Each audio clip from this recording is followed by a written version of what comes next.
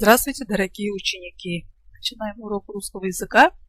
33-й урок. Тема урока «Секреты здоровья». Новый раздел. Мы сегодня начинаем. В здоровом теле здоровый дух. Цель урока: ты будешь учиться определять последовательность событий, составлять предложения, картинки, использовать глаголы в единственном и множественном числе. Упражнение номер 1. Послушай отрывок из стихотворения. Я бегом наслаждаюсь, бегу, бегу, бегу. Земли едва касаюсь, как будто я лечу. И наполняет силой меня волшебный бег. Какой же я счастливый, бегущий человек, Мальцев. Расскажи, чему учит это стихотворение, почему бег называется волшебным, что он дает здоровью. Это стихотворение учит заниматься спортом, а именно бегом.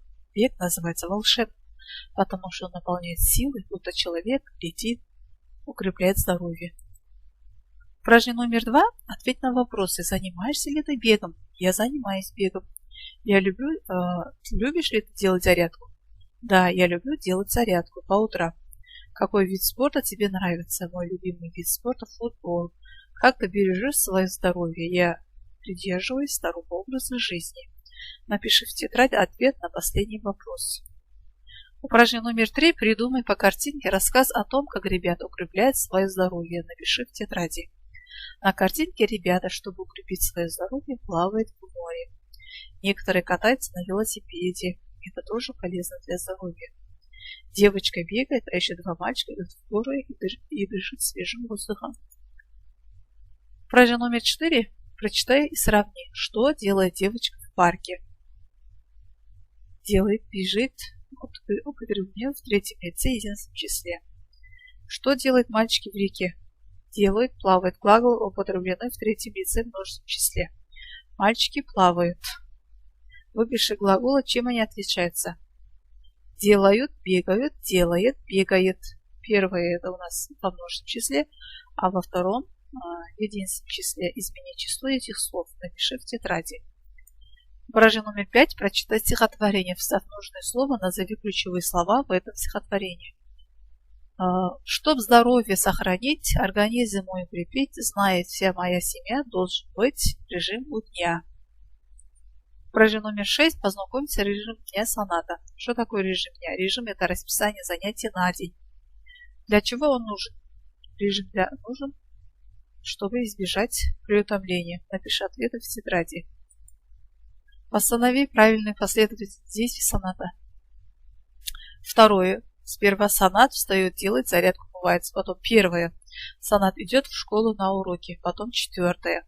Сонат возвращается из школы, обедает. Потом третье.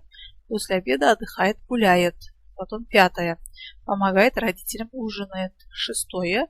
Сонат готовит уроки. Седьмое. Готовится ко сну. Сонат читает книгу перед сном. Восьмое.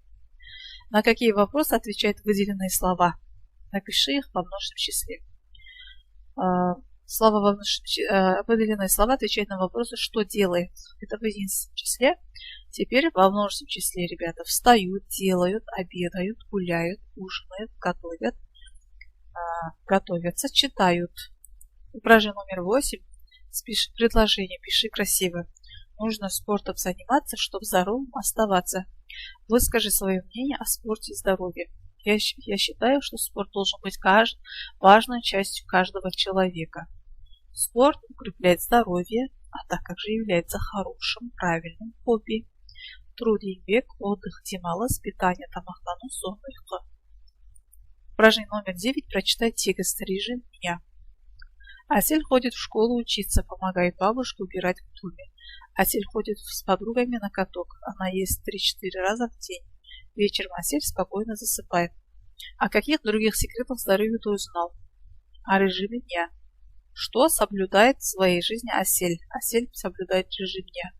Выскажи свое мнение, важно ли соблюдать режим дня. Почему я думаю, что важно соблюдать режим дня? Ведь режим дня – это определенный распорядок труда, отдыха, питания, сна.